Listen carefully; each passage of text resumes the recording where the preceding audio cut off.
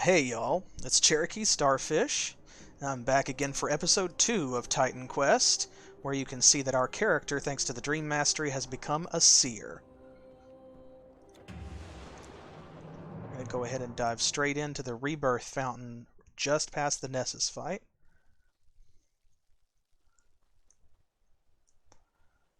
And like many Diablo-esque games, you can see here that it's possible to go back and grind in these areas because every time that you save and quit, of course, the monsters in an area are going to repopulate.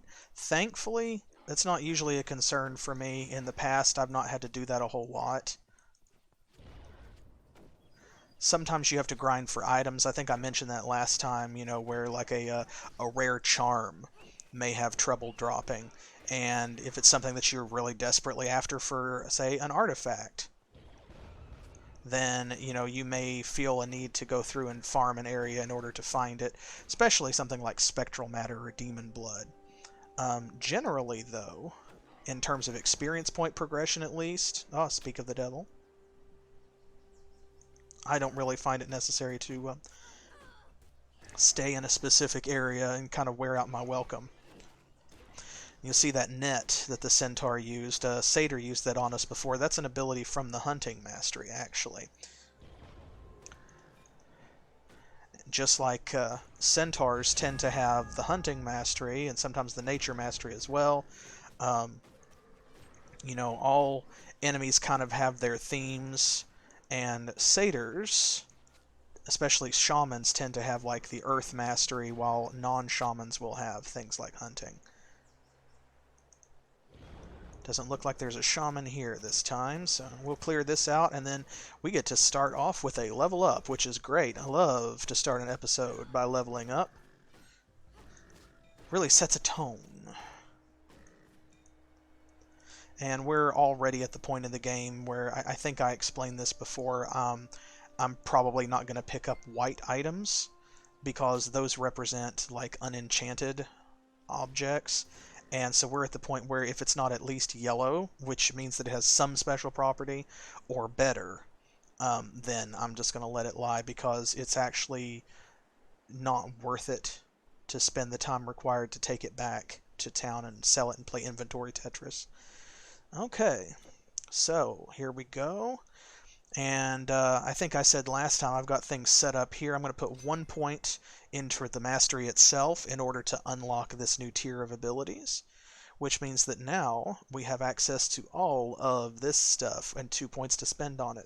First thing I'm going to do, I'm going to put a point in Summon Nightmare because that is our first pet. And then we have a number of delicious passive abilities. First of all, we have Premonition, which is unlocked by Lucid Dream and adds directly to our offensive and defensive ability, which is really great. We have the Psionic Burn buff for Psionic Touch, which adds electrical burn damage, reduces movement, and deals increased damage to demons as well. Plus, whenever it goes off, you'll see their 3.5 meter radius. So, yeah, it's a great classic. I've played this to death when it came out, and have played all the expansions. So, and I highly recommend, if you haven't tried it, give it a try because it's on console, it's on mobile now. I mean, it's still very lively. And then over here, I think this is probably what I'm going to put a point in to go with Distortion Wave. We're going to power that up with Chaotic Resonance. It reduces the recharge of Distortion Wave. See right there. And it increases the energy cost but boosts the damage, and it causes armor to be reduced by anyone that's hit, or on anyone that's hit. Oh, I forgot we need to turn Trance of Empathy on. Forgot about that. Okay, let's move it right along.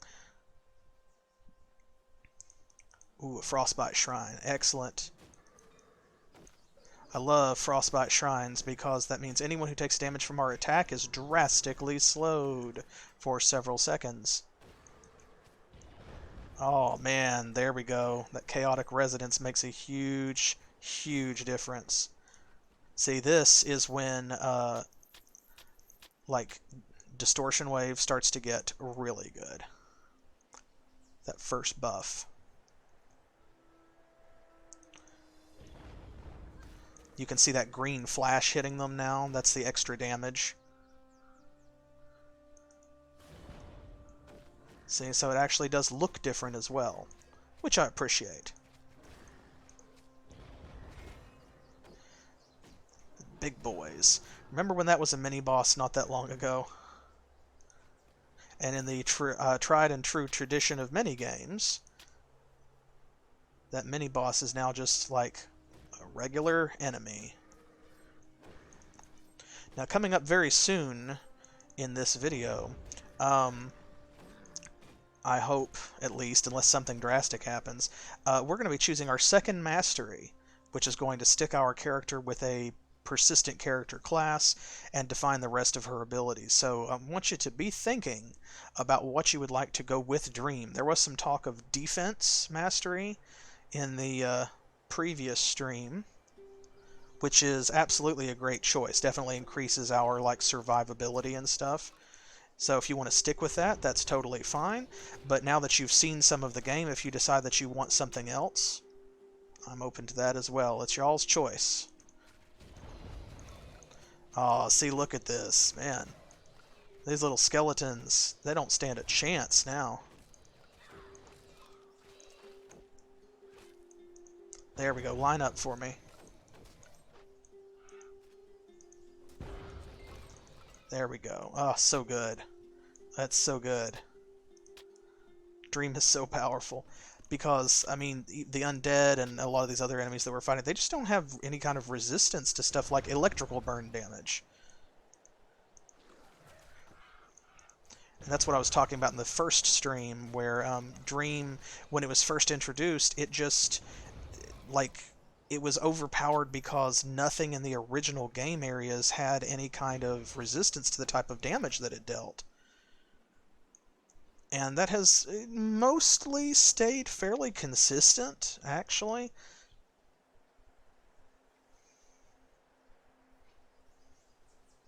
Our health regeneration is very low. I'm going to go ahead and grab this rebirth fountain. That's the direction we need to go, but before we go there,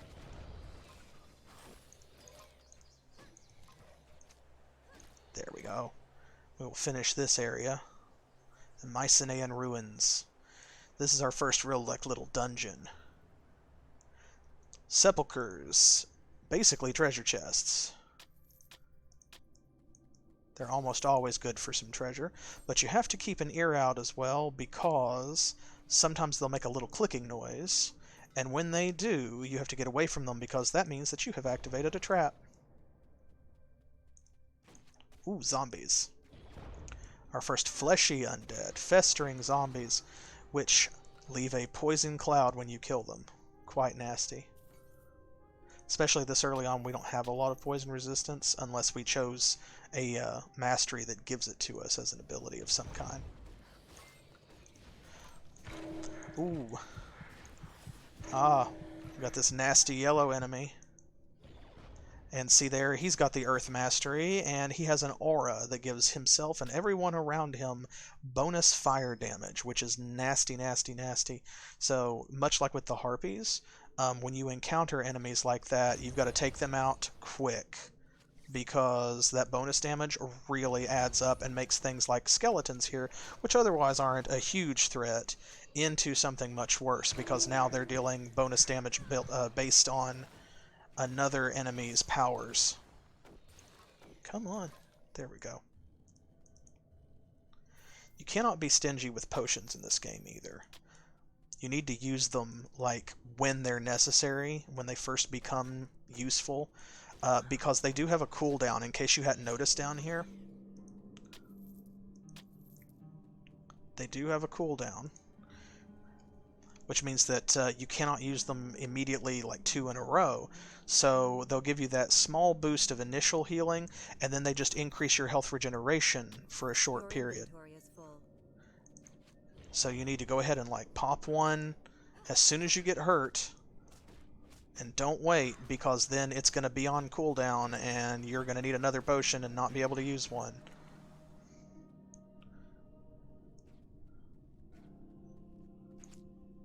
There we go. Let's see. Let me play a little inventory Tetris here. I don't think I've picked up any white items. No? Okay. Oh, I do need to spend these points. A lot of times, I'm so bad, even after all of these years of playing this game, for forgetting about this. I'll go in, and because leveling up is divided into two parts, I'll put points in my mastery and then forget to go into my actual character screen and spend my stat points, sometimes for a whole level. Oh, there we go. Did you hear the click? Okay, let's go ahead and... if I'm gonna have to go back anyway, then I might as well do it now.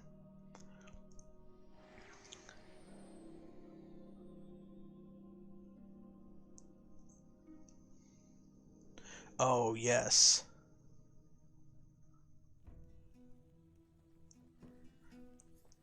Yeah, we will probably encounter him because I'm pretty thorough about clearing out areas in this game, so let's see. That's going to reduce our strength by 2 and our energy regeneration as well, but it does give us some poison resistance. We'll think about that.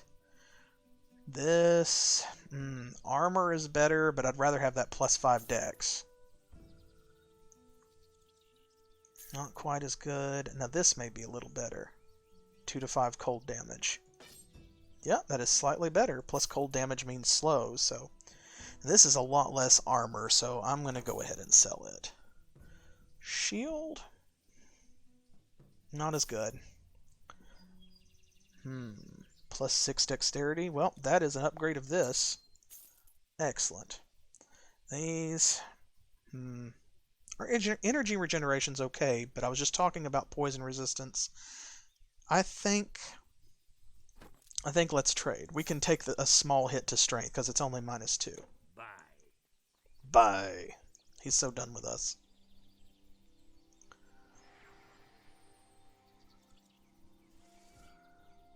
Okay, we'll grab this Garland of Brawn.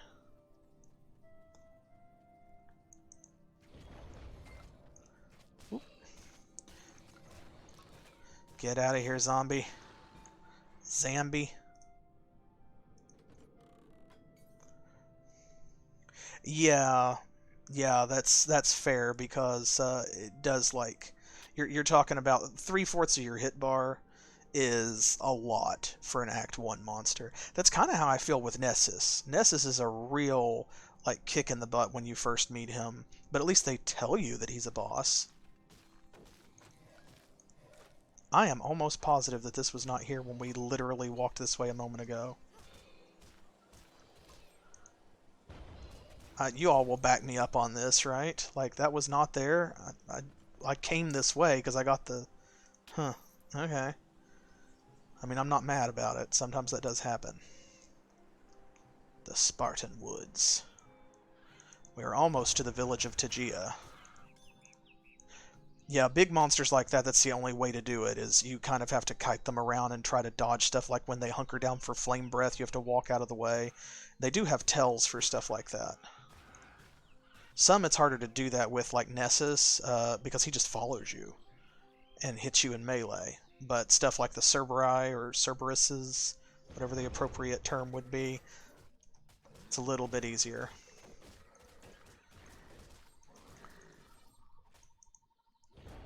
Come on. I like those little hidden bonus bosses, though. It's like, you know, if you're good enough, then it's, you know, it's a challenge for you.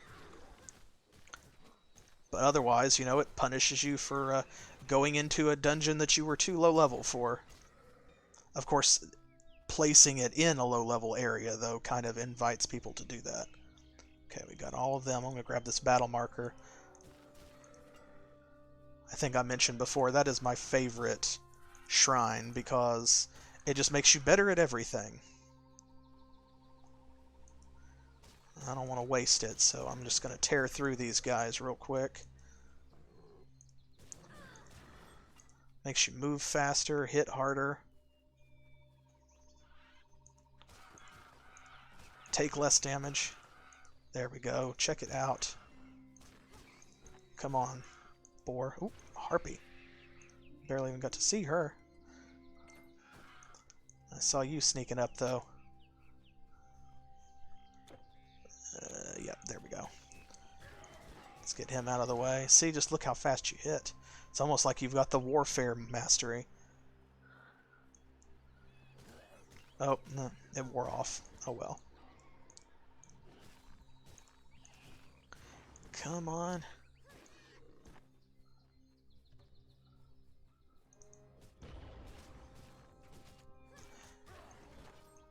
Centaurs are so mobile. Oh, got under a tree and I lost him. Ooh, see, now we're fighting dark satyrs. Because, you know, everything dark has to be evil. But no, seriously, like, these are second-tier satyrs, basically. See, they're a little closer to our level. Oop, see, and there is actually the worst kind of shaman. A healer. Oop.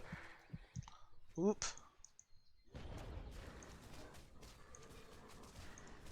Oh, goodness.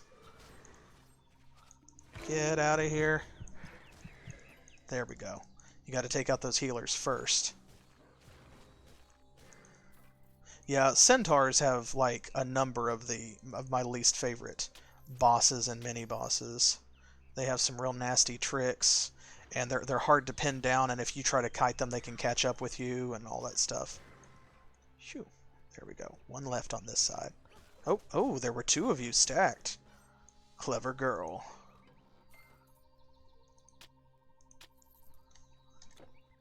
Okay. We'll head over here first because we have to go back the other way in a moment anyway. Oh yeah, arachnos. They're kind of like centaurs, but spiders. I should have mentioned that those, as well as their just regular giant spider pets, would be showing up at some point. This is about the area where they begin to appear for the first time, so... They also make, like, noises that I hate. That weird bristly chittering noise. So I'll be sure to put a marker on this for the YouTube video. Get off me. Oh my goodness gracious.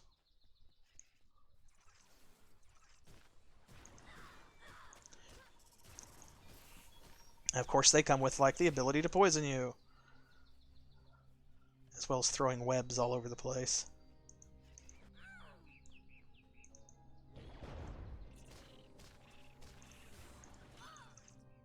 Ah, but they drop venom sacs, which is a great monster charm.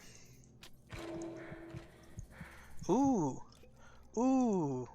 Well, that is worth it right there. See that blue item? We have just found our first relic or artifact, which is awesome. Usually they don't drop quite this early.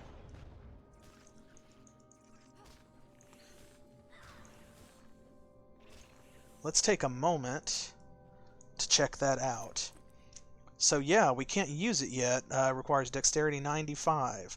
But see, these blue items are the next tier up after green. They actually have unique names, and they have specific powers that they come with. So this one, the Hand of Lycurgus.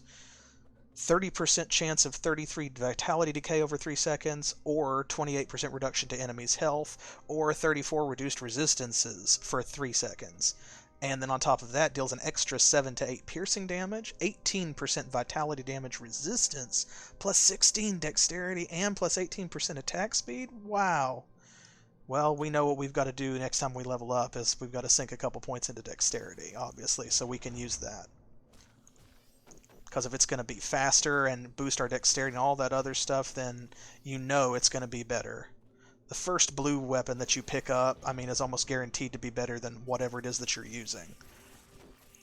Just because it's a whole class of item unto itself. There we go. Okay. Clear this little dead-end cave, and we're close to a level, so... Oh man, yes. Yes, they have some wild powers. blue items, monsters alike, these artifacts, and some of the bosses that you run into. Sometimes, like, you wonder how it's possible, almost, to defeat some of them in single-player mode without someone else to kite them around or to buff you or to heal you or that kind of thing. When they're equipped with stuff like that.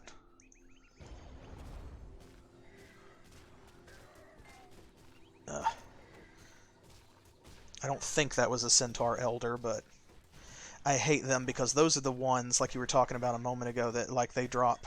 Okay, you've got to go. Come back here. They drop standards that buff everyone in, like, a big radius. Well, everyone you're fighting, you know, not you, obviously.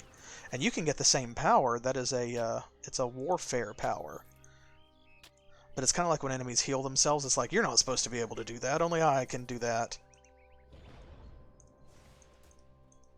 Follow him. There we go.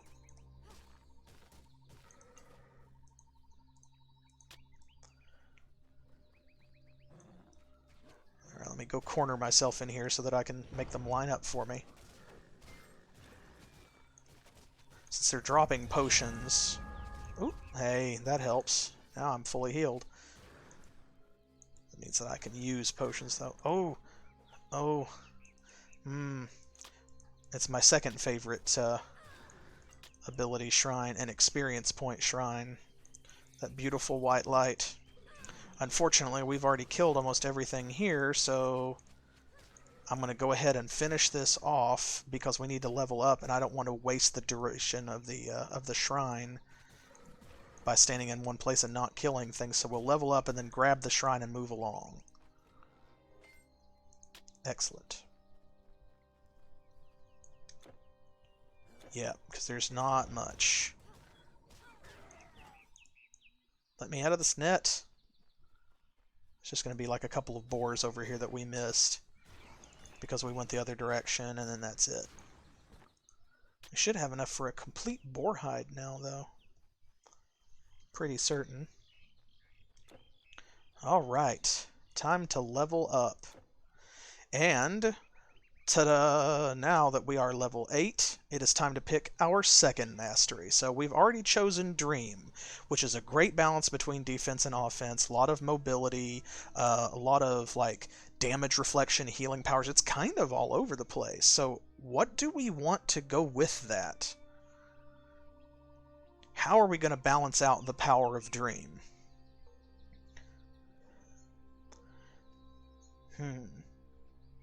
So defense, of course, is going to increase our survivability. Let us wear better armor, that kind of thing. Runes is going to give us some field control. Nature's going to give us more pets and some healing, as well as some debuffs. Hunting, a lot of debuffs, but it kind of makes us super specialized. We're going to have to use either spears or bows if we want to go with hunting. Rogue semi-necessitates piercing and slashing weapons, but that's okay. That stacks with Dream. A lot of poison damage, critical hits, bleeding, that kind of thing. Spirit is necromancy. We would be best off to use a staff with that, but we don't have to. The pets are good enough. Storm, of course. A lot of buffs, a lot of shields and things. A lot of debuffs as well. Some, ice powers, lightning for direct damage, AoEs. Earth, a lot of defense, a lot of AoEs and burning damage, and then Warfare, of course, is going to be pure offense. We're talking about dropping our shield and doing some dual wielding, attacking faster, but the downside is we probably have to switch between, or choose between Sonic Touch and Onslaught, which is a similar, like, attack replacement down here to what we already have. So what do y'all think? It is up to you. What will our character become? I don't know that I really have a favorite. Y'all last week were talking about defense, but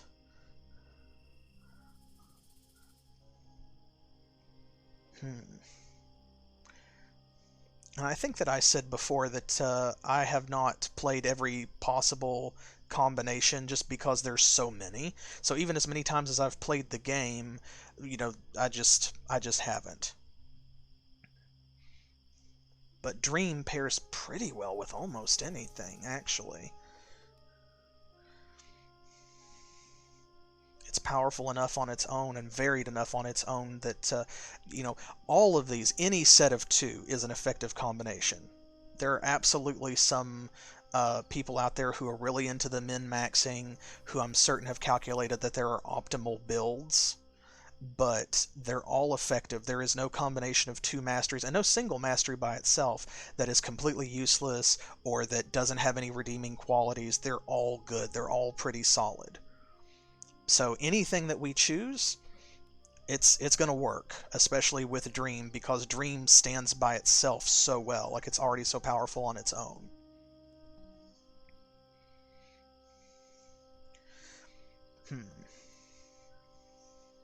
I can't even say anything bad about hunting, because with hunting you really need to use either the spear or the bow, and I feel like the bow works a lot better in multiplayer, but because then you have someone to kite around while you attack from range, but you do have the option to use the spear, so you're going to wind up in melee combat anyway, but you can do that. You can use the spear and just choose that instead of the bow.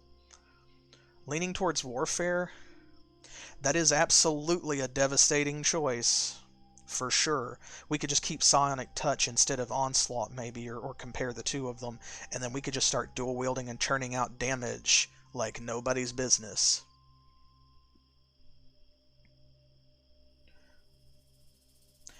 Yeah, absolutely. Because Warfare has so many different abilities, so many good passive buffs, like the Battle Rage that can spark and temporarily increase all of your abilities. It has the standard you can put down to buff yourself, so it really does work. And Dream is so well balanced that you can go full offense with it anyway. So, all right, are we settled on Warfare then? I'm happy with that if y'all are.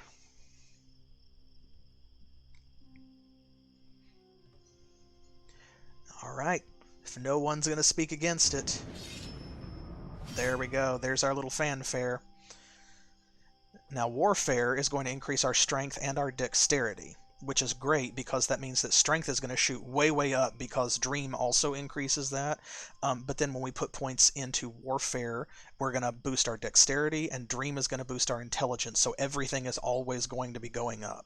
That's awesome. Okay, we'll go ahead and put a point in this and use all three of our points this time to activate our Warfare Mastery and gain new abilities, because there's no point in doing anything else. And here's the difference. This is kind of what I was talking about that you can see. Psionic Touch doesn't cost anything, but every 3 hits, it drastically increases your damage and deals bonus vitality damage, plus these other buffs up here, like this one right here, which explodes in an AoE and deals electrical burn, slows them, stuff like that. Onslaught is similar in that it replaces your regular left-click attack, but it costs energy with each attack because it's predicated on the idea that if you are maining the Warfare Mastery, then you're probably not a spellcaster, or at least you're not primarily a spellcaster, so you're not using your energy for spells as much, and you can use it on this.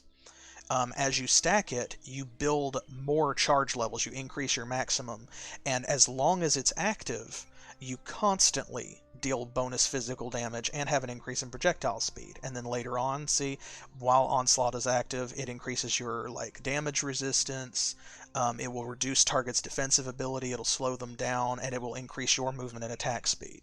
So it's not a bad ability, it's just different from Sonic Touch. Since we've already got 2 points in this, I'm going to go ahead and keep this one right now, and then we'll evaluate whether we want to switch to something like Onslaught later. So, yeah, absolutely. I think that the magical damage from Dream really does a great job of complementing Warfare, and things like Distortion Wave, which are going to slow enemies down, and as well as hurt them initially in a big AOE. That gives us time to rush in and take advantage of that to really beat the crap out of somebody.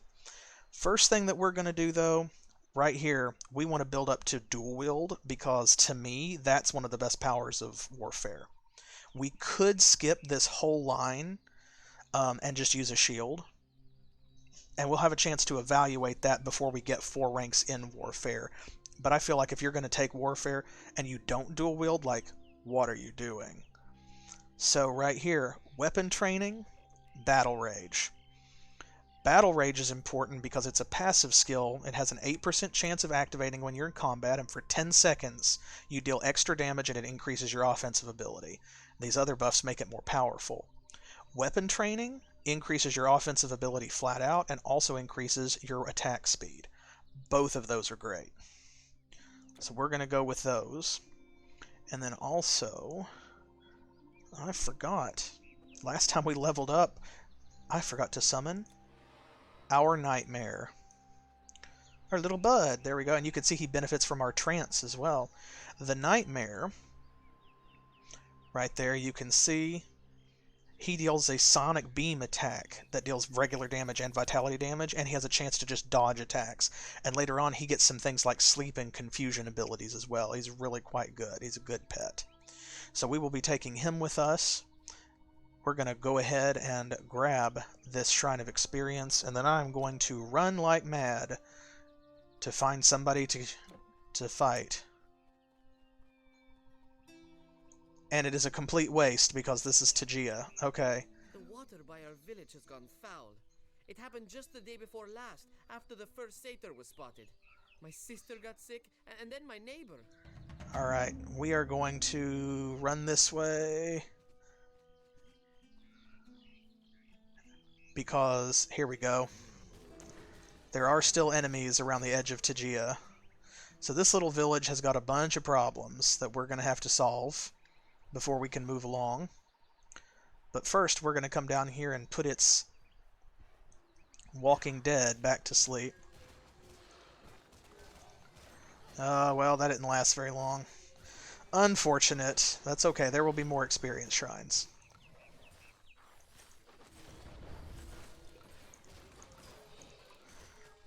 There we go. See, our little guy is helping already. Look at how much faster things are dying, even though this stuff is our level. You can hear the sound effect and see the little kind of pink ray that he shoots out.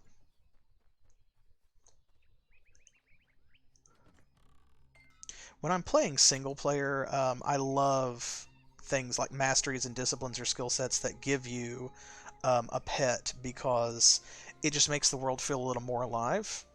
You know, I hate being completely alone on my adventures. And in something like Might and Magic 7, you know, which I'm currently playing on Saturdays, in case you haven't caught that stream or in case you haven't been watching that series, you know, that's great. Oop. Oh, yeah, here we go. I should have come up here because there's a zombie horde attacking. But on things like Might and Magic 7, where you have an entire party, I don't feel the need for a pet because, I mean, I've got 4 people with me. I'm not alone. But in something like this, where your character is just completely by themselves, makes a difference. Feel like you're not carrying the whole weight of the world on just your shoulders by yourself. Okay, so there is our shop. I used to sell plows and scythes to farmers, but since the monsters, it's been swords and shields, greaves and spears. Okay, that's actually going to reduce our damage. Well, let's go ahead and, there we go, we're going to pump our dexterity up, make it our highest stat, so that we can use this new artifact that we just found, because that's going to be a huge, huge deal. So, well, yeah, and I mean, it's entirely possible. But I just like to have a little company, which is why I'm glad to have you all along. Now, this is actually pretty good. I almost might be tempted to trade this, but if we want to keep using this gives us 5 dexterity. Obviously we can't get rid of it. But, watch. See, our damage just jumped all the way up to 42. Now, the thing is, this is a throwing axe. So there is that. Artemis guide you. But that's alright. Ranged weapons are just as good. Just be a little bit different to use. Okay. Ooh, look how fast that is. Ooh, it's so fast. It's very quick. Oh my goodness. Whoa, look at that. Now, of course, we do have a small boost to our weapon attack speed from Warfare, but only like 5%. So that is just very quick on its own. Knife of Agility. I better grab that. I'm going to clear this area out and make sure that there are no arachnos hanging around.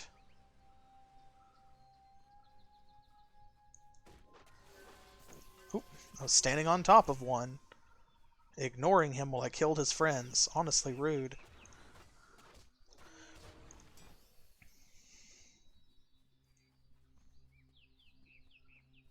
But yeah, see, it all works out. In Might Magic 7, I've got a full party. Here, I've got my little nightmare pet. And in case you missed it this past Monday, in our Zork Nemesis series, I've got my husband. So feel free to tune into that on Mondays as well. It'll probably be a short series because the game is not that long, but we're already enjoying it.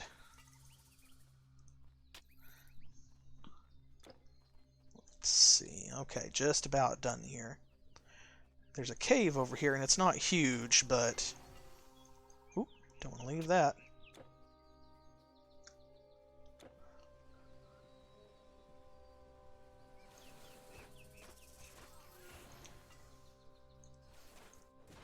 Man, I'm loving this throwing axe. It's going to be a shame when we start dual wielding and I have to switch to something else. Yes, hello, NPC. Mortal, I am a naiad, the spirit of this spring. Tegea I am called. My water has been tainted and I am ill. Vile spiders have come to dwell in a cave by my water's source. They are the cause of the poison.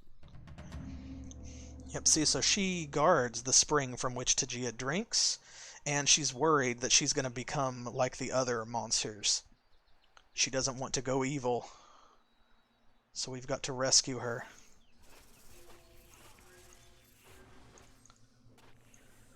Oh, nice, Hecate's Crescent. That's not a super rare, but rarer than some of the others for sure. You may occasionally notice, like right now, you saw those kind of golden sparkles surrounding her. That is when Battle Rage activates. That's your visual indicator. Okay, let's stick to this side. We'll just hug the left wall, as it were.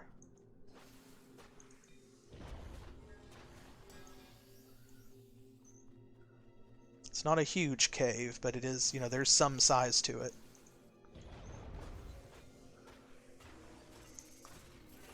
Man, this is already working great, especially because, see, one of the benefits of increased attack speed for Warfare is that that means that our Battle Rage is going to activate more often because it has an 8% chance right now per attack. Well, the more attacks that you land, the faster you get them off, of course. That 8% chance is proccing every time. Or it's checking to see whether it procs. Yes, good. Oh, and in case any of you were wondering, the combination of Warfare and Dream, that's given us our final class. It causes us to become a Harbinger, which is pretty great. I mean, it sounds threatening. That's one of those words that, like, you understand why they chose it for Mass Effect. Like, it's just a mean-sounding word. Oh, there we go. We know those are quest enemies. Ooh, poison grenade. Web grenades. Ugh. Get off. Shoo. We're definitely going to have to come back for some of this. Yep, see, I was waiting for it. There we go. We can go a little bit further, but...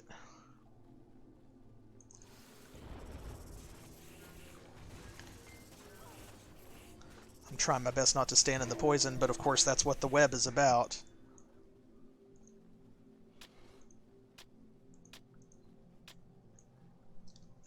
think that's it. I'm going to combine these venom sacs, but yeah, that's all we can really do. Now, Tegea does not have a portal, unfortunately. So that means that I am going to have to go back to Sparta. I really should have gone back to Helos so that I could go to the caravan and drop some of these charms in, but whatevs, I'll do that next time. What is it this time? Okay, let's see. That's a pretty good shield, but we're going to be switching, like, by the time that our strength increases to 90, we'll probably be dual wielding, so I'm going to go ahead and sell all of these shields. This throwing knife we know is not as good. That's a pretty good mace. That's pretty good too, but I mean, you can see, like, just the speed of that one is going to make it superior. Okay, let's see. What's this? Ah, this is a nice upgrade because it's the same level of armor but plus 4 dexterity, so it's just a straight upgrade. Plus, also, it looks kind of bad. I mean, that's...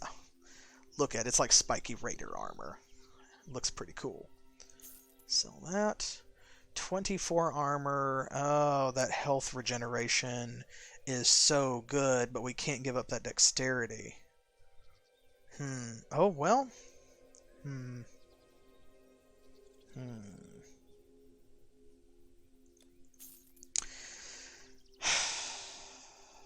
Okay, we'll hang on to that. Thank you for not loitering.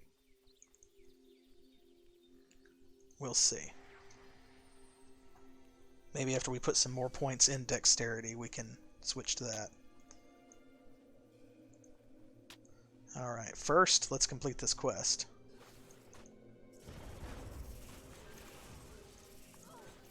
Ooh, ooh. Nice. A green item as well. You usually get some good stuff dropping from this little mini dungeon.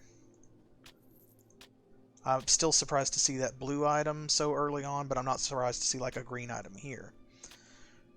I think I said last time, but in case you weren't here, green is the step between yellow and blue. It's like rare items, basically.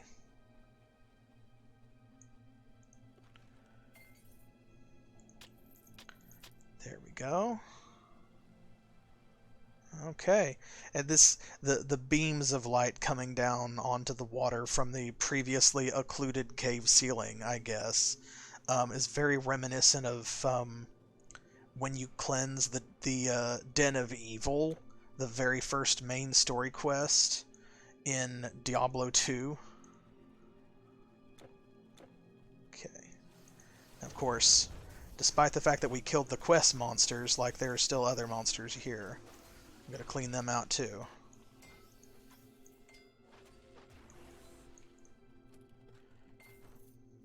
It's a good thing potions stack. Let's grab all of this.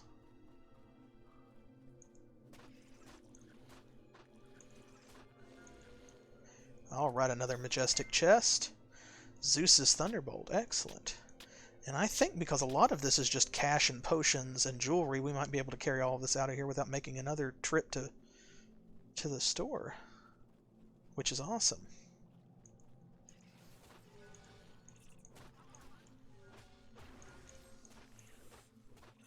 Okay, just a few more spiders. God, those are exactly the worst size because, like, for me at least... Like, I'm okay with spiders. I'm not terrified of spiders. I do not like a spider crawling on me, but I feel like that's a fairly natural animal response. And I don't like spiders being in my house where I'm trying to live my life. You know, like, I don't want a spider under the sink where I'm going to have to, like, you know, reach for something that I can't see and take a chance that she's going to bite me or something. But I have a great respect for spiders. But there's a sweet spot. Like, tiny spiders are kind of cute. And then giant spiders, like monster movie-sized spiders, are basically comical. But then, I mean... those in-between sizes, like those little spiders back there that we just killed, they're exactly the wrong size. They're like the size of a dog, which is... I don't like it. I don't care for it. I'm going to swap these out for the stat boosts, and then that means that we can probably trade this. Should we go for strength and energy or armor and health? That's rough. I think I'm going to go for armor and health, though. Oh, can't do it. Okay. Gotta have the +4 dexterity, apparently. Okay, well, we will deal with that in a moment.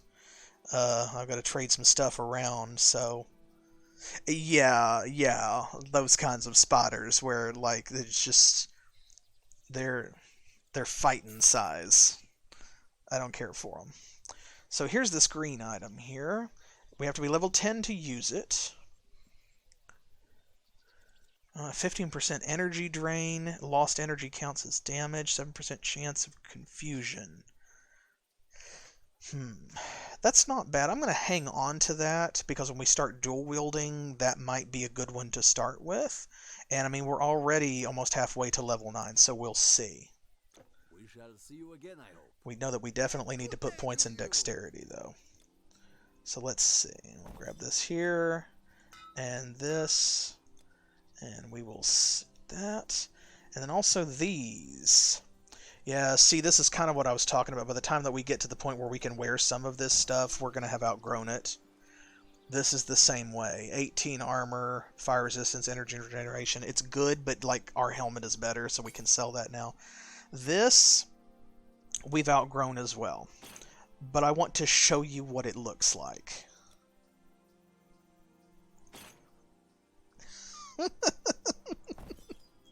It's just so tacky. It's so bulky and tacky. There. We'll sell that. Okay, we have a Zeus's Thunderbolts. And let's see. We don't have any more bowstring. We do have... Okay. So there's our first completed monster charm. And we have 2 pieces left over. Great. And you can see here again, see this takes 5. The essences only take 3, so we just need 1 more Zeus's Thunderbolt. I'll hold your things for you. Okay. Let's put all of this stuff over here.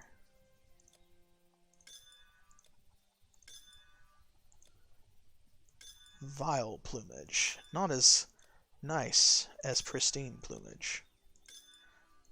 Here I keep you. Don't forget armor for your arms and legs. They're important too. Goodbye. What a sensible man he is. Okay, goodness gracious. Last trip into this cave. I hope, unless something goes badly wrong.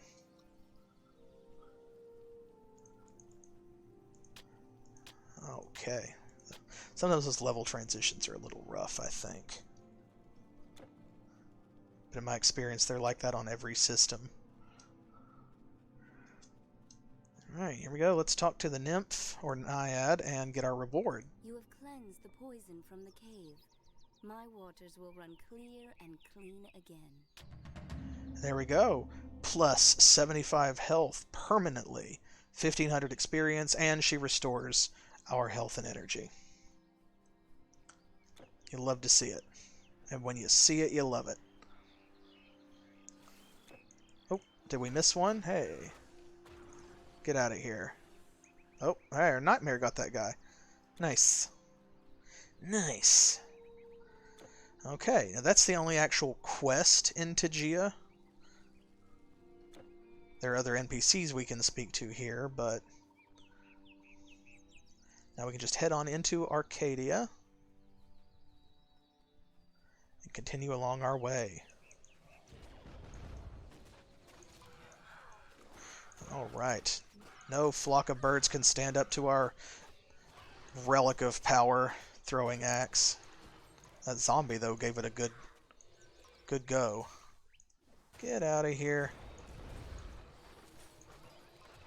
One thing that ranged weapons have definitely got on melee weapons is you don't have to chase those spellcasters like I sometimes do with a sword.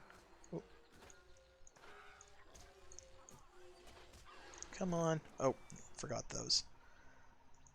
Grab that. Grab this.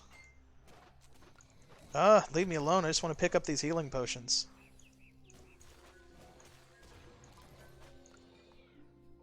There we go. The rest of this is a dead end, unfortunately.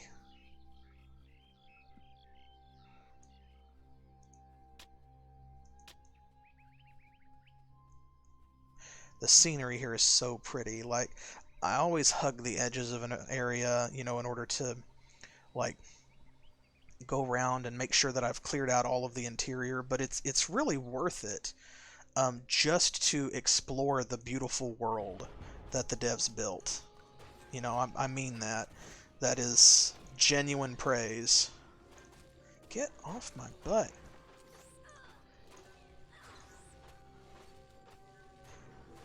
Whew, these enemies are a little bit tougher. Zombies are a little bit tougher anyway. Haha, stay away. But this game is just so pretty. It really is. And I think that one of the reasons that perhaps it still has such an active following is not just because of the replayability of it in spite of the static maps. Like, it's not procedurally generated, as I mentioned in the first episode. And so that means that you kind of know what you're getting, as I've indicated, you know, playing it here. But, you know, it's just a very... Like, I think it holds up well. I feel like this is a game that, even though it was made 14 years ago, as of the time of this video, it doesn't necessarily, like, indicate that in its making. You know, it looks solid. And that's important, I'm sure, as a component in how it has translated to... you know, to mobile and to console, and how it has considered to, or continued to, get new expansions and things today. Ooh, our little nightmare's gone. Resummon him. There we go. Come back, little friend. It's fine, he was just sleeping. Okay, you've got to go. Ooh, see that, the star over him and the orange? I completely missed with that. That indicates a boss monster. In case that wasn't clear.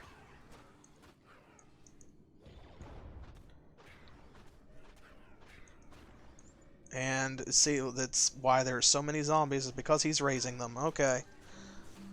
We have to use our first energy potion.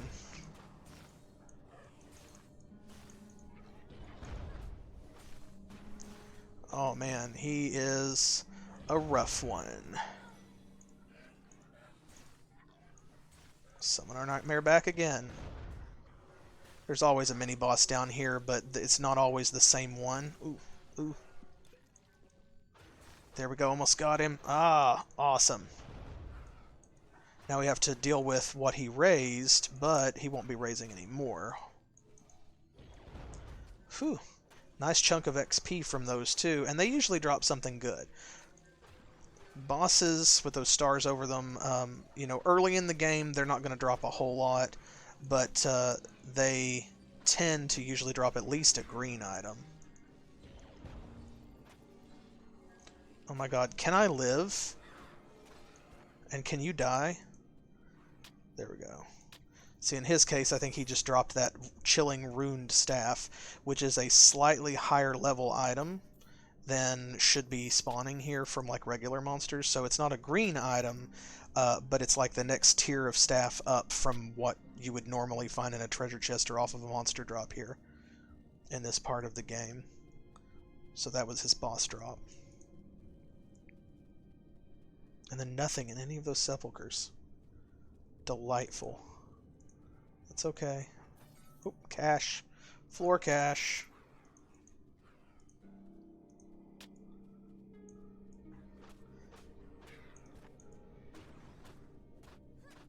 Man, those other zombies were, like, a lot tougher.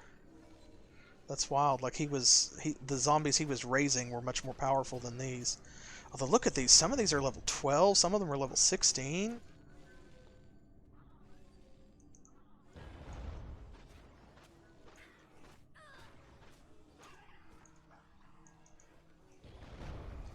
gonna have to kite some of these around and get them just because they're in a big group. I don't want to activate too many of the others and have them join.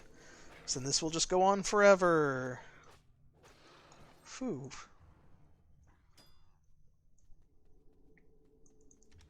Oh, trap. I hate that one. That's my least favorite of the traps because it takes a second for it to really go off, but then it lingers. It's a good thing zombies are slow, or me putting my back in a corner like that would probably be stupid. But zombies are slow and funny, so it's a viable strategy. Haha. Also, I just really enjoy that equipping this axe gives you, effectively infinite ammo. Like, so that's a thing? Because surely we only have one of these axes, right? And yet, considering how quickly we're throwing it, it's like it's coming back quicker than it's actually hitting the enemy almost.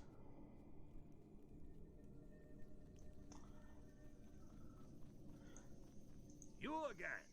Yes, me again. Okay, let's see. Oh man, that health regeneration. I want it so bad. Health and energy regeneration. Man, but we gotta keep that dexterity. Oh, I love the Wraith set. Wraith leggings. They're really cool looking, but unfortunately they don't age well, so you can't really keep them and wear them just to look cool.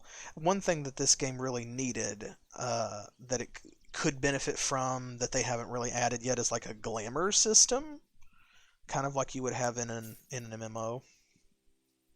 If you play Final Fantasy XIV, for example, you know that glamour is the true end game. Intelligence, armor. Ooh, +6 dexterity. But we lose armor, though. We're not using staves. That's not a bad spear. Nope. That axe just attacks so quickly that nothing can really, beat its DPS.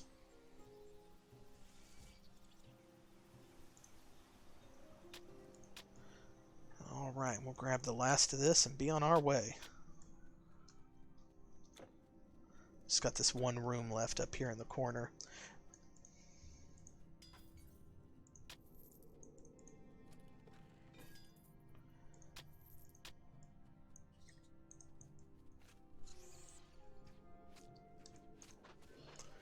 I really need to start using my shift button to attack. Shift is what, holds you in place, basically, so that you don't move around. And I'm very click happy with these games. So, if I miss clicking on an enemy, then, instead she's going to interpret it as some place to run to. I'm just going to let you take care of that guy, little buddy. You seem to be doing alright. Okay, well. Moving right along.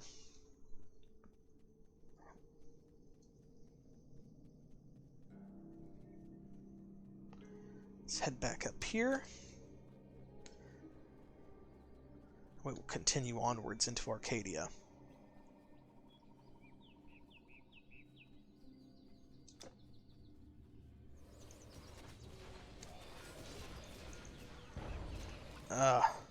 These captains with the Earth Mastery. I hate them. Them and their fire auras. Let's see. Okay. That's the way we came. Shrine of Mastery. So the Shrine of Mastery gives you bonus points in all of your skills. So see, you notice that we're a little bit faster now. That's because it has increased the passive skill that we have unlocked for the Warfare Mastery, which specifically improves that. And we leveled up. Very nice. And there you go. See, Distortion Wave is more powerful because we got, like, you know, a couple of points, not only in Distortion Wave itself, the base skill, but also in that passive buff skill, the sub-skill that we unlocked for it.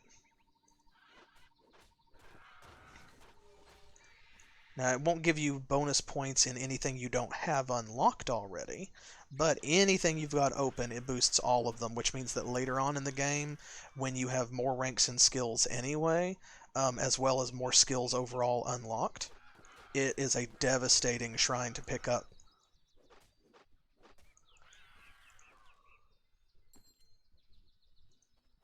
There we go, nice.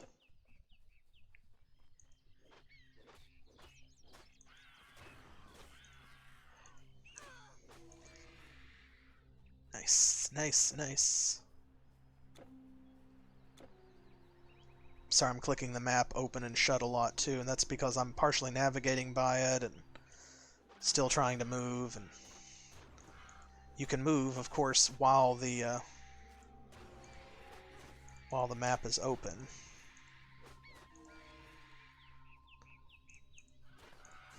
Oh boy. Look how fast they're going down. It's our battle rage activated on top of that battle marker. So good. But I want to make sure that I'm getting everything, you see. I don't want to leave any stones unturned.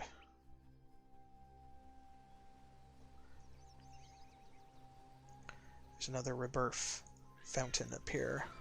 Rebirth.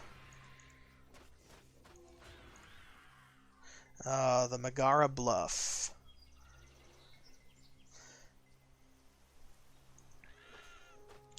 So that is, you may remember, the place that we are headed. If you watched the last episode, General Leonidas of Sparta sent us to meet his old friend Timon in Megara.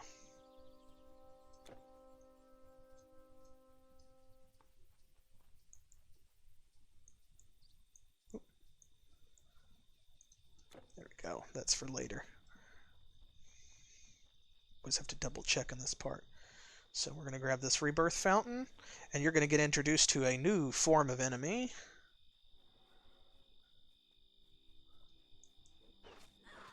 The Maenads. Now, Maenads, if I remember my Greek mythology correctly, insofar as anything about Greek mythology is correct, because of course, you know, you're talking about something that has been distorted by thousands of years of everything from politics to propaganda to just sheer loss and time dilation. The Maenads were basically like the cultists who hung out with Dionysus, and were driven crazy with hedonism, you know. They were insane with lust and drink and fleshly pleasures and what have you, which may be like, I'm not sure, perhaps some kind of cultural callback to back when he was like sort of a death god before he was just the god of drinking and partying. But all of that to say that here in Titan Quest, for whatever reason, maybe just because it's kind of a fantasy requisite, they are depicted as cat women. They're cat girls. Yeah. Because you gotta have cat girls, right?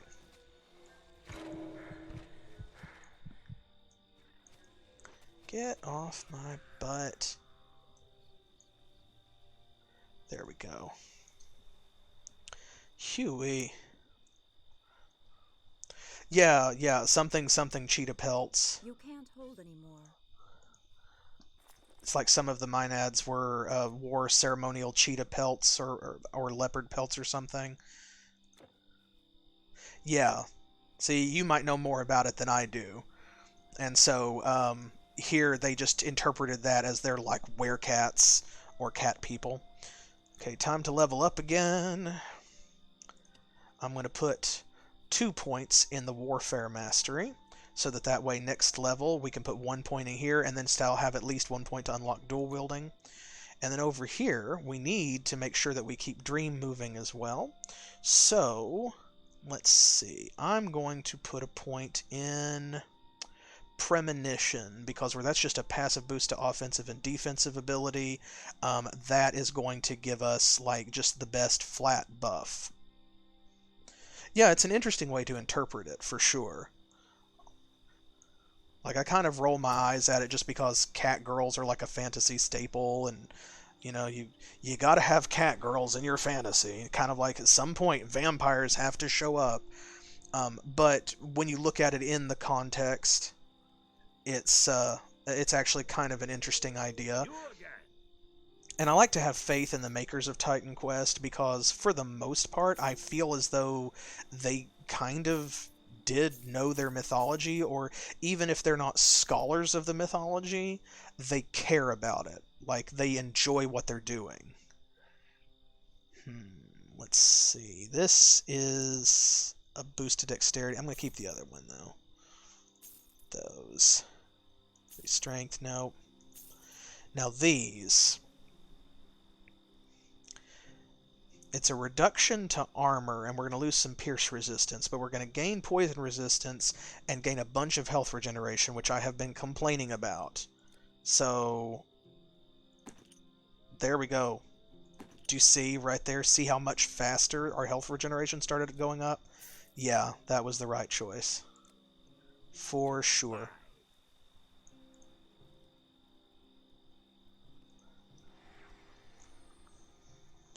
Okay. Back at it. So yeah, we're on the way to Megara. But first, in order to reach Megara, we have to run around the coast to get there. So we're going to take a trip to the beach. You may also notice this. Remember from the first episode, if you were here, that these weird, like, strange crystals were where the satyr shaman was that was menacing Helos. So, come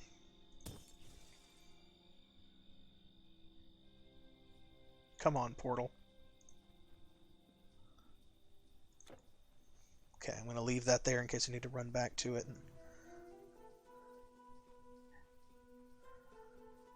Okay. These are basically Titan corruption. Oh, I hate salt snappers. These are the first giant turtles that you run into. Some of them are ranged, and some of them are not. And some of them are melee. But they are so hard to kill without magic damage because their armor is sky high. Also, enter fish people. These are Ichthyans, another new type of enemy. So there's going to be a lot of these very quickly here in this area.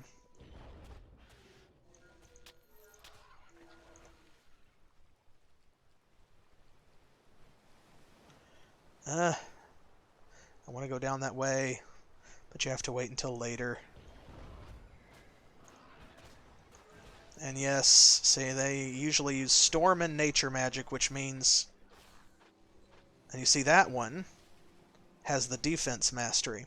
So their spellcasters are, like, quite a problem, and you have to pay attention to them and take them out quickly, because not only do they heal, but they will either be using, like, storm magic to buff all of the attacks of their fellows, or they will be using the defense mastery to make them much harder to take out. And so you mix that with healing, like healing and defense, it's a bad combination. They are very heavy support casters, so those shamans have got to go down.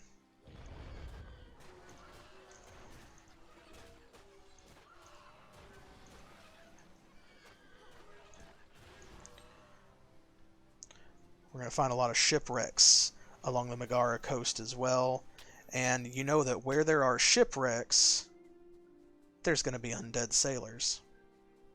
And I know it's a small thing, but I love the sound effect of her running on the sand and like the footprints back there.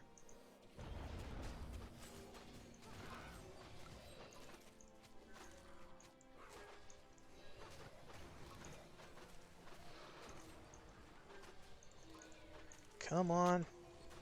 Oh. I'm getting click happy again. There, these wraiths. That's the armor that I like. I think that they look really cool, but...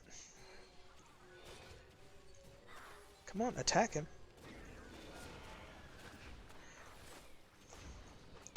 That big explosion there was my nightmare dying. They do that.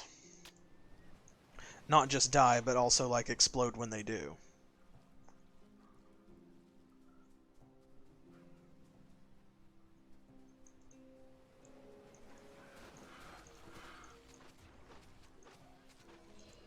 Oh, that rock is blocking my shot. Of course it is. That makes sense.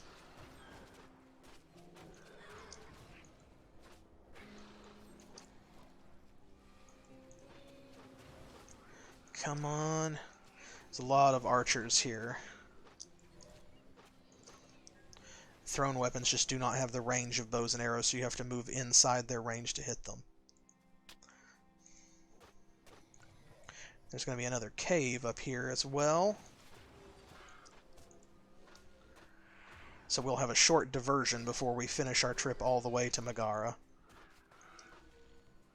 Now the good thing about that cave is that it is a great place to farm bats and demons, which is important because for some of these artifact recipes that we find, you're going to need demon's blood and we're going to need bat fangs. And both of those, I explained in the previous video, are kind of uncommon drops. Not just because like they have a fairly low-ish drop rate, I guess, but also because you just don't fight a lot of those enemies early on, those types of enemies.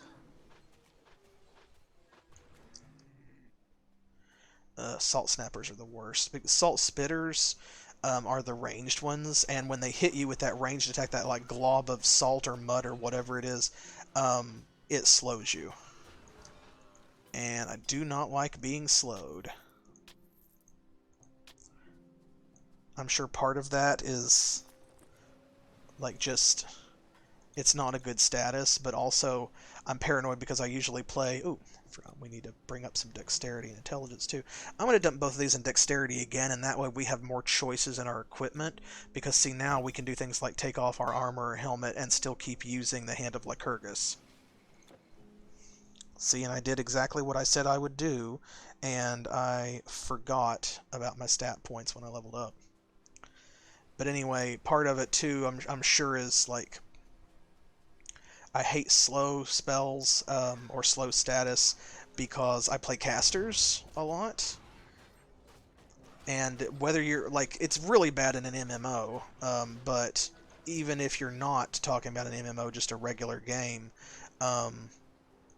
if you are a caster, slow is often a death sentence. You've got to be able to get those abilities off and activate them.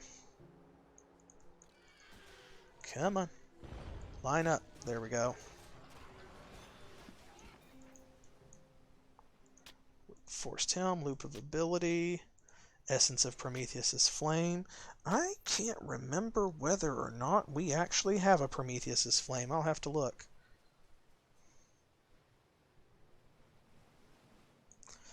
Okay. This cave kind of loops around, so it doesn't matter which way you go first.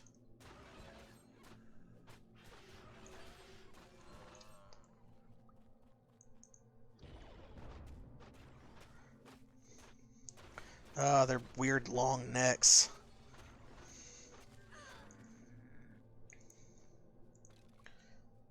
Anything good? Potions. Embossed bracers of spirit. So you can see, like, it's not that we've outgrown the Hand of Lycurgus, it's that they just have such powerful physical resistance, those turtles do. Because you can see how much damage that distortion wave does to them. It takes almost half their bar in a single hit.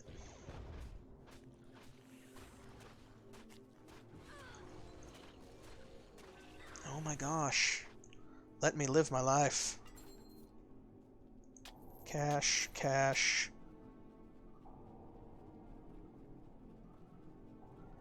Yeah, this is going real well.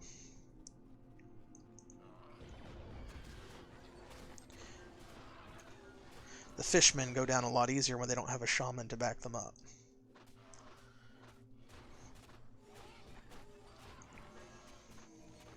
I say that and then immediately find one that takes like 30 hits to kill.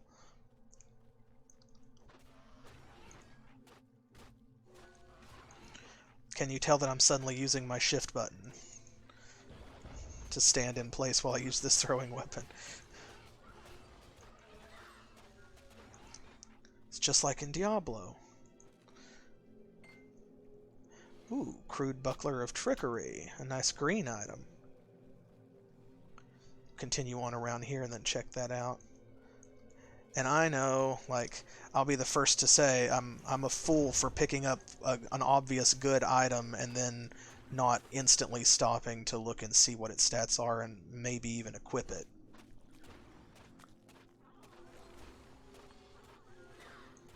The webs block damage too. We were just so close to the end of the cavern there that I wanted to finish what I started.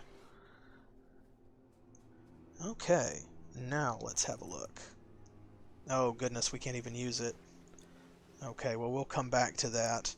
We still have a little ways to go. We're probably going to have to make one more trip back to the shop and or caravan, I think, before we reach Megara.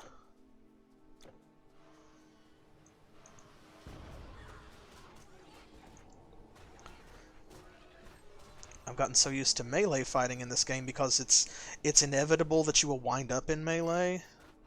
But then also, like, even for this playthrough, I have been using melee the entire time until we got this specific weapon. And so it's like now I'm having to learn how to fight differently.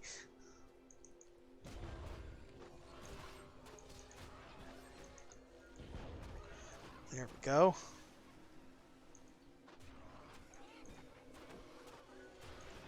If we can get to Megara, this inventory thing won't be a problem. Not just because there are shops there, but also, well, you'll see. Oh, there we go. Oh, it's so close. Oh, there it is. There are the gate guards. Yes. Ah, we made it. We made it to Megara. Let's grab this rebirth fountain. Here we go. Love to hear that music. There's Nereus. We'll talk to him in a moment. First, we need to find Timon. There he is. Why do we want to talk to him first? Well, not just because, you know, main story, but also because, say goodbye to this big empty space right here. It's the last time you're going to see it. So, Leonidas sent you. He must have his hands full if he didn't come himself. Monsters are rampaging all over Greece, not just in Sparta. Perhaps the Oracle can reveal the source behind all these attacks. The Oracle requires an offering when one requests an audience. Take a branch from the sacred olive tree to the Oracle of Delphi, the greatest of the oracles. Kings and tyrants from the world over seek her prophecies. You will find the sacred olive tree in a grove on the road to Delphi, above the Helicos Pass. Take care, warrior. And there we go, right here. That is our beautiful quest reward. Yes, indeed, this is a major milestone in the game. It's our first backpack expansion, which has its own separate sorting button. So, yay! Ta-da! You know, I was just talking with Specific Pixel last night. We were watching someone else do a Let's Play of Resident Evil 3, the new remake. And You'll find what you're looking one of the for things that we here. were discussing was the hip pouches, because they actually feel really relevant in a positive way, and you can absolutely play the game without ever picking up a hip pouch, although I feel like that would kind of be hard mode. But the point is that that is like always something good. Getting an inventory expansion is always great. Okay, we're not going to use this shield anyway. Yeah, because if we're going to dual wield, I'm just going to go ahead and sell it. But yeah, it feels meaningful, you know? And inventory expansions always feel like a meaningful milestone in any game, which is good. That's what they should be doing. Okay. Don't see. A good day. Welcome, welcome. A fine warrior like yourself. I'm sure I've got just what you're looking for. All kinds of new weapon upgrades, but again, this is Titan Quest, so like we're probably not going to buy anything from the shops. There's the Enchanter. And here's a quest over here which is kind of easy to miss. The truth is, I've just arrived here myself. I was on a warship bound for Athens when Siren Song drove the crew mad. Unguided, our ship smashed against some rocks. I clung to a board and somehow washed ashore, along with plenty of other timber and much of our cargo, which was arms and gold. Yep, news of a shipwreck, so we've got to go find that. We'll come back over here and grab this guy's quest. We've got troubles. Every part of Greece is troubled these days. Sure, the centaurs and the satyrs are bad, but for us, the walking dead are worse. Every night they're at the city walls. We wake to more farmland burned and cattle slain. Well, we've got to take care of that. Greetings. I'm going to hang on to this and see whether or not maybe we can dual wield those. And let's see. We should be able now, I think, to successfully swap out this helmet, which is going to give us more health regeneration. There we go. That's the helmet that goes with our spiky raider armor. And this, there we go. Now you can see we no longer have the strength required to wield this, so we're going to need to bump up our strength. But of course, every time that we increase either Dream or Warfare Mastery, that's going to increase anyway, and we're only down by 1 point, so no big deal. But this number is green, so here's another big milestone. Since we're not spending any money on gear anyway, we want to max this out because we don't know when we're going to need more storage. So there we go. Doubles the amount of storage that you have, and it will increase by yet another increment of the same with 500,000 gold. Hopefully that'll be the last time that we have to spend any money on actual like permanent character upgrades, and then after that, if we find something in a shop, that's great. Now let's see. We don't have any other Prometheus's Flame, and you'll see our Relic Vault also increased. Yep, they are linked, which is great. Good day then. I love his voice, it's so goofy. Armor for the sophisticated fighter. That's all then? That's one of my favorite shop quotes in the game. Armor for the sophisticated fighter. You know. Okay, well, so we have come all the way around the coast. Ta-da! Man, quite a journey. We've got a little bit further to go, though. We've got a bit more time, I think, before I call this one quits. And so I'm not going to end the video here. I'm going to grab this portal. And then we're going to continue up this way because there's yet another quest. Everyone's talking about the undead, the living bones that attack us. Many in Megara whisper rumors, but I know the truth. I know where they come from. I crept out one night just before dawn and followed quietly. There is a ruined city built by the Mycenaeans long ago that we call Old Eleusis. It was there they went. There I followed them and watched them pour into the old stone gates. And then this guy suddenly has a quest too. Old Eleusis. That reminds me of an old myth they tell of the ruins. They say it was ruled by three brothers, three princes. But in their hubris, they offended the god Apollo. He cursed them never to enter Hades, but to walk old Eleusis as restless undead. Well. Oop. Better take out these skeleton raiders. There we go. Okay. So, those were all updates to the same quest, basically. It's telling us more about the skeleton raiders that Megara needs us to deal with, so that we have all of the information. Oh, more mine ads. You can see that green glow around most of their hands. That is bonus poison damage, because mine ads almost universally come with the rogue mastery. There, see how you like it. That Shrine of Thorns combined with the Trance of Empathy is going to bounce back a lot of damage on them. Come on. There we go. Oh, yep, see, and they can throw out traps as well. The huntresses do, at least. I can use a lot fewer potions in between fights, thanks to our increased health regeneration, which is great. Definitely loving those upgrades. I've almost broken 1,000 health, too. Okay, out into the fields.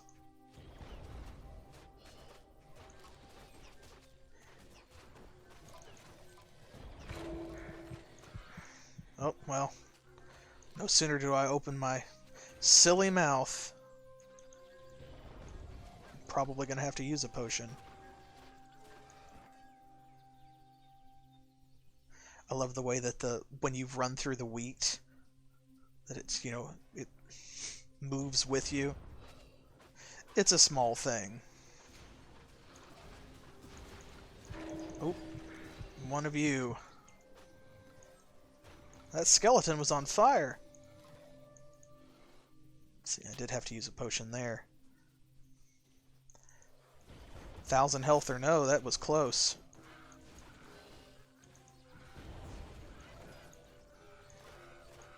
And of course these birds are dangerous because not only do they inflict poison damage, but also they just, like, stack up really quickly. They attack super fast and come in large numbers. There's never just one. There's always more.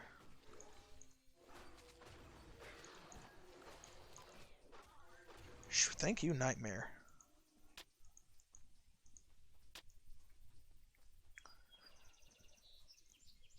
Head over this way.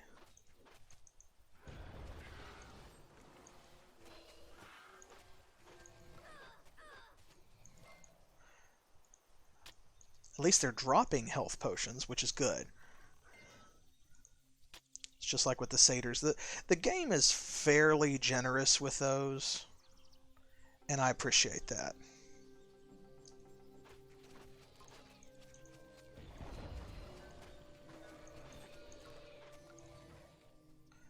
I don't feel like I ever have to hoard my potions.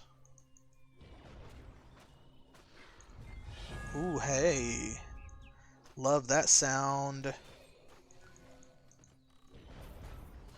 Oh, get him, get him, get him. Get him. They've got like Warfare and Earth, which is a nasty, nasty combination. And I know because I got clobbered by those skeleton captains so many times that I actually decided to try it for myself. And you know what? It works just as well on them as it does on me. Okay, let's level up again. Okay, Warfare. Boom. Dual wielding, yes please. And we also have the ability to dodge attacks, and we gain this Warhorn ability. Now the Warhorn has quite a long cooldown.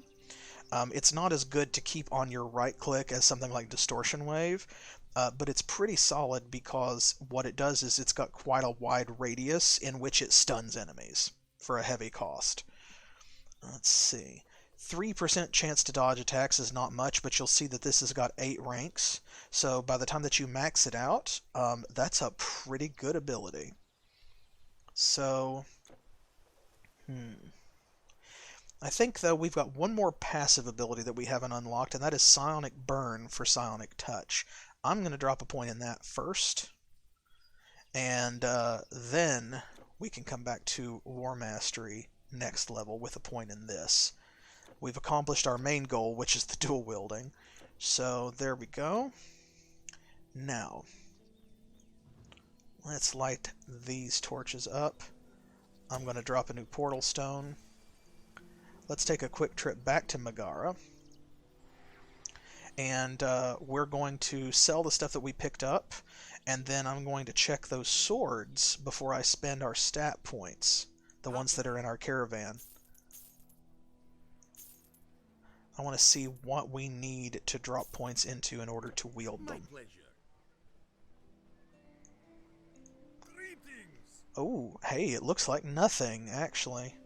Well, now let's see. Dexterity 78. We have to remember that this throwing axe gives us 16 dexterity. Well, the quickest way is to just take this off. And we'll take off this shield. Okay, now... Oop. Well, dummy. Did you see me throw that down on the ground? I don't think so. Okay, so this is 42 damage per second. So let's throw on this Coppice of the Siren. That's 33 by itself. And there we go. The Coppice of Destruction is going to bring us up to 35. So that is still actually reducing our damage. Part of that is because of the speed of the throwing axe, and then part of it, of course, is because of the increased attack speed and the bonus to dexterity as well, because dexterity increases pretty much all of your damage along with strength. So, but the point is to dual wield, so I'm going to put this away because we cannot use this with another weapon. And now that we've got ranks in the ability, I'm just going to take the hit and we're going to sell this shield and go on. So what that means is that to offset this, because our dexterity has gotten so high, I'm going to put a point in strength, and I'm going to put another point in strength, actually. That won't increase our damage drastically. It's still going to be 35, but Good day, then. it means that we'll be able to come over here. He says it like it's new technology. Have you ever thought about spears? But we can check out these and see whether or not, this is something that we're interested in. Look at this. He's selling the same thing we have. Chilling Coppice of Destruction. 14 to 19. Slightly reduced physical damage, but 2 to 5 cold damage. It's probably overall better because of the bonus damage, but then, you have to consider if something's got cold resistance, blah, blah, blah. Yeah. Okay, we'll stick with this because... First of all, we just look cool now. Check that out. Right? And I love her, like, the Florentine stance. So, we are going to head on out, and we're going to see if we can pick up a better weapon.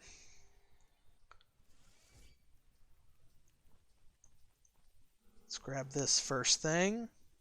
And I'm going to go left first and circle around because the ruins of Old Eleusis that they're talking about are in the other direction. Oh man, yeah. It does feel a little bit sluggish because we were using the throwing axe for a while, but it also feels good to be back on melee. Because I don't have to use, like, the shift key. I'm stretching my hand on my keyboard, and I have, like, my thumb on the M button so I can pop up the map at a moment's notice, and then one finger on the 9 and 0 keys so that I can hotkey potions. And then I had my thumb, like, stretched out, or another finger stretched out to hover over the shift key because we were using a ranged weapon. Ooh. There we go. Yeah, see those just perfectly wrong-sized spiders. I don't like the way that they're just slightly shorter than the grass.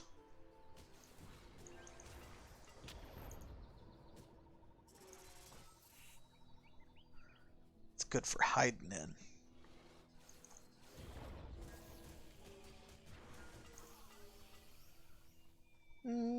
Yeah, I can tell we're not hitting as quickly, but I still feel like we're killing things about as efficiently as we were. Oh, he ambushed us. He waited for us to go for the floor cache.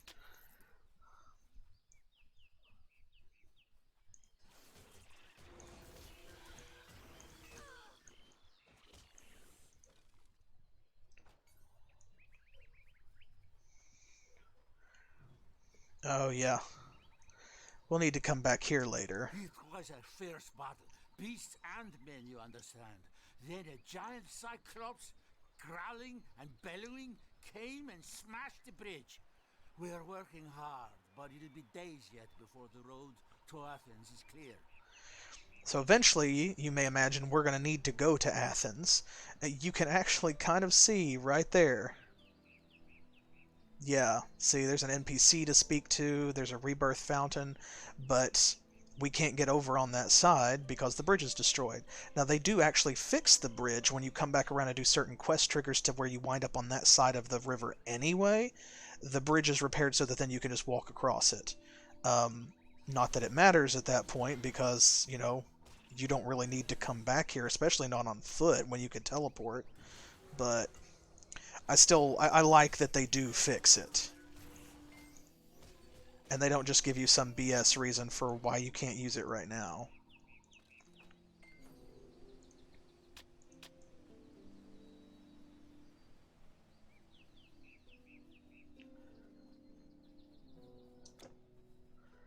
Alright, I'm going to swing back wide here because I want to go into the ruins last. I want to make sure everything else out here beyond the ruins is cleared out, so that way then when we do go into the ruins, you know, we'll just be able to focus on nothing but that.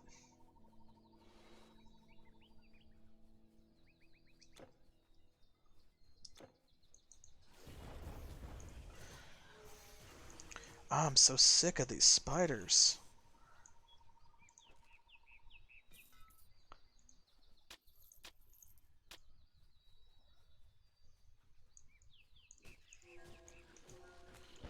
Those were random places to put those webs. Apparently I did somehow step in one, though. Ooh, there's the captain. Take him out. Take him out. Look at our health dropping. Oh my gosh. Oh, I hate that guy. Hate him.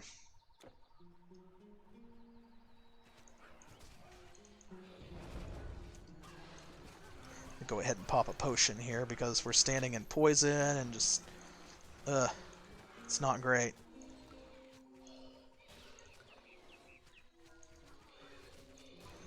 I love how sometimes, and you'll hear the sound, there's a little like hollow popping noise where when you kill skeletons their skulls will pop off and bounce. It's very precious to me.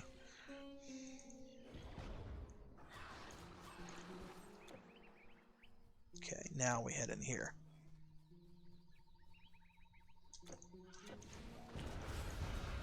Ooh. Ooh. Ooh. Ooh. No, no, no, no. No, no, no, no, no. No, no. Run away. No.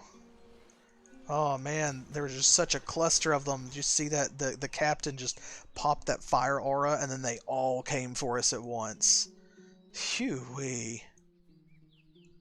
That's why they're so dangerous.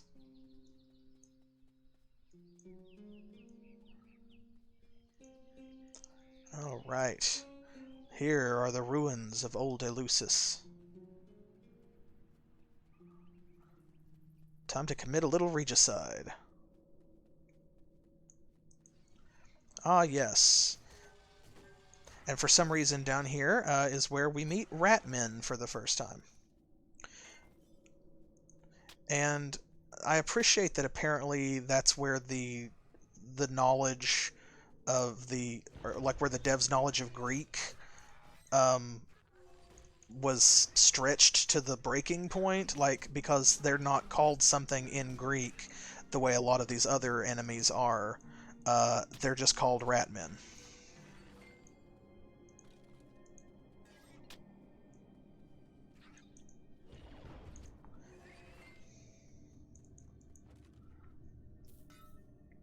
Hey, a green helm. Nice. Now we might actually wear that, unlike the shield.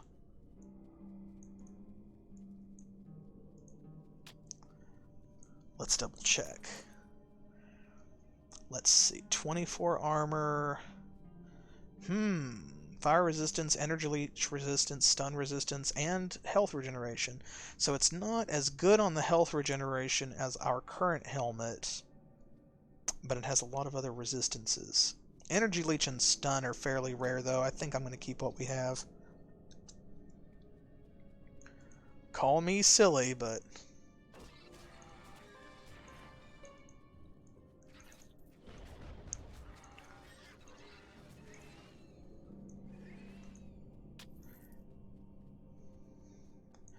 Now, each of the three princes down here has like a specific theme, and that is reflected in their names as well when you catch up with them and meet them. Each of them is one of those, like, they're quest monsters, but they're also mini-bosses, so they're going to have those stars over their heads, and each of them has a specific power that you have to deal with, where one is like a mage prince, one is a melee specialist, and one is an archer. Someone's got the nature mastery, because I see that green aura down there. See that green aura? That's a powerful one that just increases your, like, your health. Ooh, bats. So many bats. Surrounded by bats. Ooh. Our first dungeon traps. See, they just fire like crossbow bolts in all directions at specific intervals. Oh, there's the first guy. I see him up there. I'm going to take out his minions first because we want to fight him as alone as possible. Because they all have like auras and things to buff minions with. Take out this ice trap. He is the mage prince. So yeah, trying to take out the frost trap because it's dangerous too, but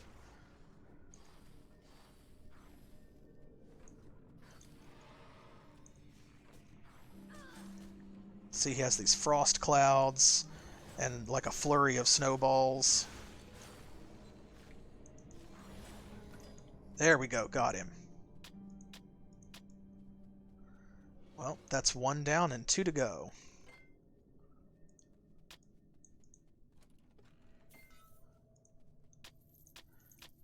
At least they drop plenty of money. So you get something. Ooh. Urinoma.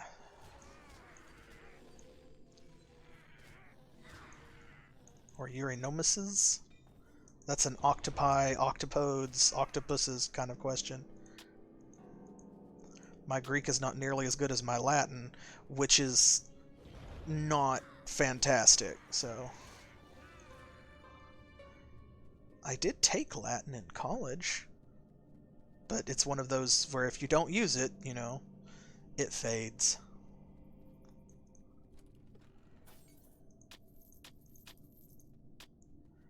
Our new backpack is going to let us carry a lot more before we have to go back and consider visiting the caravan, which is great.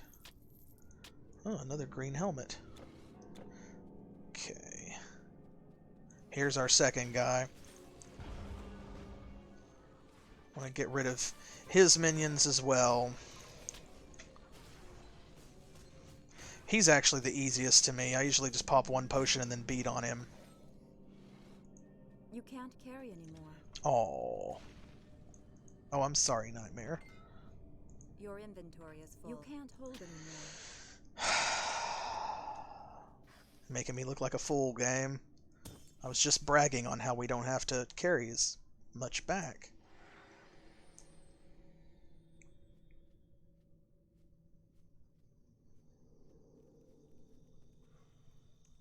That's alright. The shop's right here. Armor for the sophisticated fighter. That's never not funny. Okay, that one. Picked up a couple of white items that I didn't want to by accident. And I knew that I had done, but... Ooh.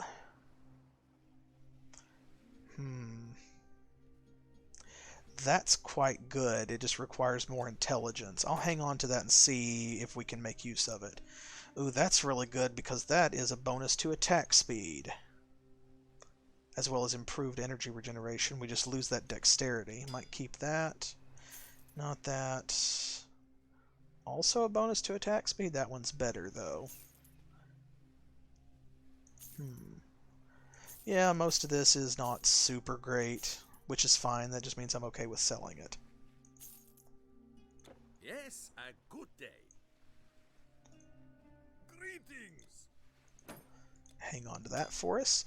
Oh, and I suppose I should actually come over here to the transfer area, and I'm going to put the Hand of Lycurgus in there because it's still stored, you know, in case we want it back to use it or something. But this way, too, another level 3 character with the appropriate statistics will be able to use it on my same installation here if I decide I want to play a different game or if we were to make another character.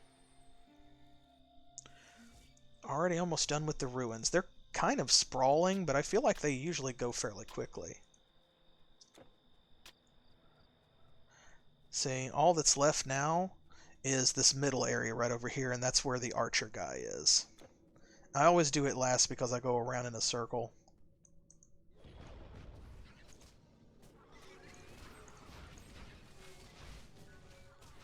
Get out of here. You can see him up there. Try to get rid of these guys before I trigger him. Oh, I think... No, he's been triggered. Okay. Manon, Prince of the Bow. See, but there's another... Yeah, there's another boss in there with him. Gross. Okay. Got to take out these minions first. Groklos the Graveless. He is a ghost.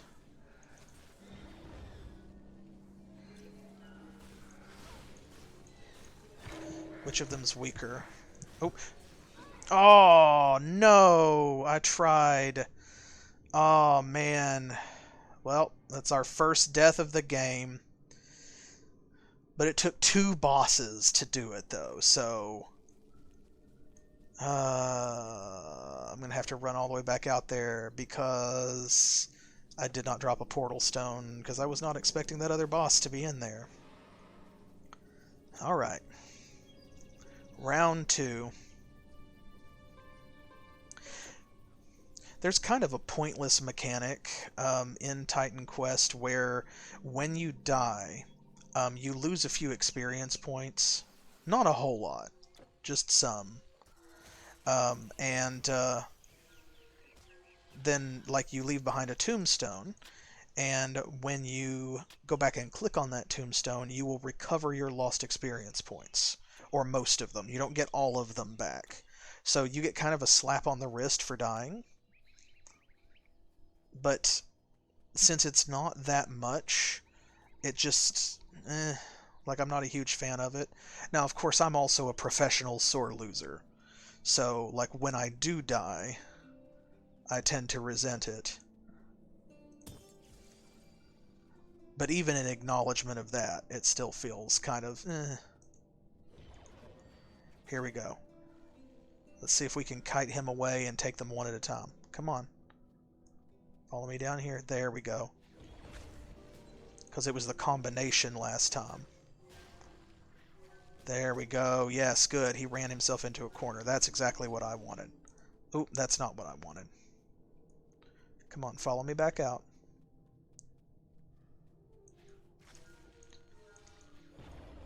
There we go. There we go. We've got him now. Excellent. Now we can go in there and fight that other mini-boss, which is like a random spawn, by himself, without the prince to back him up. And just like the prince was less of a fight without help from Graklos, so will the other one be true as well. Pick up all this treasure. Fortunately, you don't drop all your stuff when you die. That would be a pain. At least they don't punish you like that. Ooh.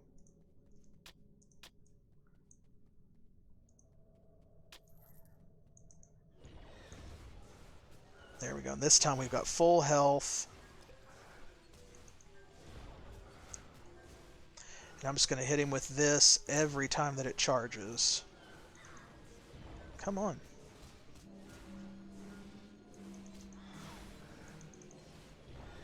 There we go.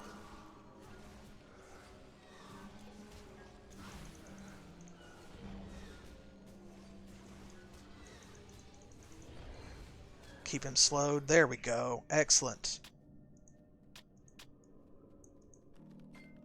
And see, any experience points that we may have not recovered from our tombstone, it's fine. It works because you get a big bonus for killing a hero monster. And I think I saw a sepulcher that we didn't open over here. Not sure how I missed that. But the completionist in me demands that I return. Oh, there's a couple. I didn't open any in this room. Oh, I know why. It's because we got mobbed by enemies and then there was a bunch of traps. And then I was fighting a boss. There we go. Okay. Well, now we need to turn that quest in. It's a good thing that I dropped a portal stone, which I'm going to ignore and go back outside.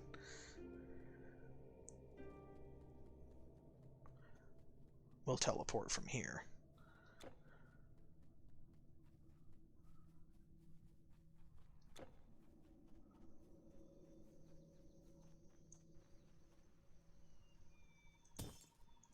There we are.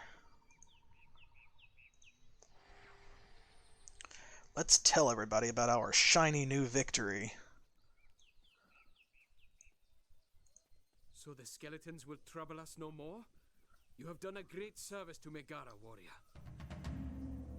I hope Apollo's not mad at me, though, since I kind of destroyed those guys who were supposed to be punished. You have put an end to a great evil. May the gods reward you. I hope that they do, and don't curse me as well. The staff is a powerful weapon in the right hands.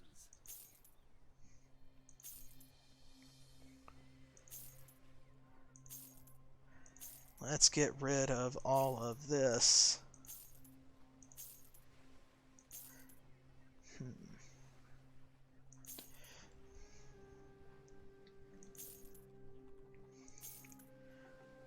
Okay, and with that taken care of... Ooh, I forgot that we picked these up. Oh man, I hate to lose that health regeneration, but the movement speed is really quite good. Yes, a good day. I think what I'll do is I will hang on to these for another character. Bye.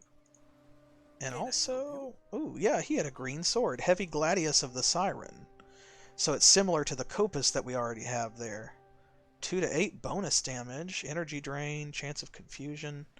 Oh, we can afford that, but it is hefty. But I think that it's worth it. I'm going to buy it. I can trade him back if I decide otherwise. Wow. Wow, it actually... It's a good thing that I can just sell it back for the same amount so that I can try it on, because that actually caused our DPS to go down somehow. I'm not sure how that happened. But that sucks. Oh well. Sometimes things don't always make sense. Now, we're going to finish on a really fun note today. This is going to be the end of the video, but I really want you to experience this before I tell you goodbye. Remember that, what they were talking about with the bridge just a little while ago? Yeah.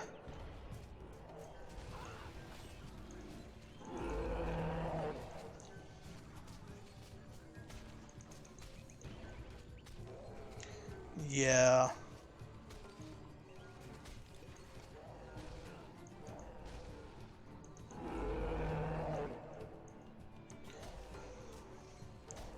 This is Polyphemus the Cyclops, who has a lot of ranged attacks that I don't care for.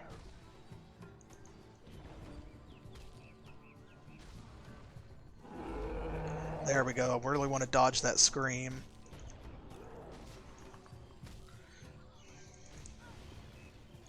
Oh, and the stun. It's like fighting Titan in Final Fantasy XIV.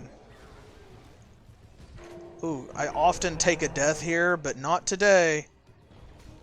Not today. Got you. And we get his club. Oh man, that is so uncomfortable, the way that he ragdolled. Look at that. Oh my gosh. In the past, I have actually been able to save some of these NPCs. Usually NPCs don't die in fights with monsters. These guys obviously can, and I've never been able to save all of them, unfortunately. But it's alright. We will soothe all of our hurt feelings with this majestic chest full of wonderful treasure. Everything in here is going to be a yellow item. We got an Essence of Prometheus's Flame. We got some cash. And of course, if we head in here into his cave, there's not really like a lot to the cave.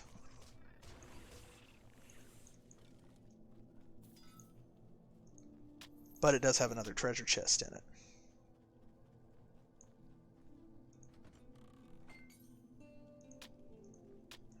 There we go.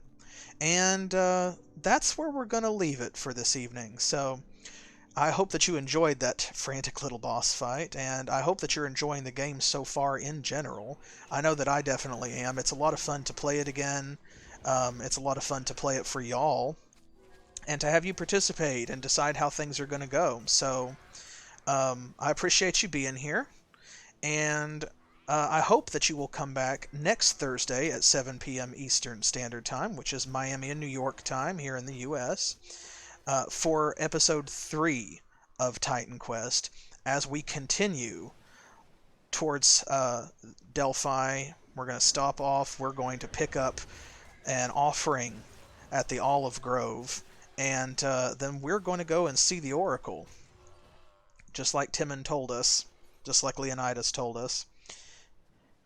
So, yeah. Until then, it's been a blast.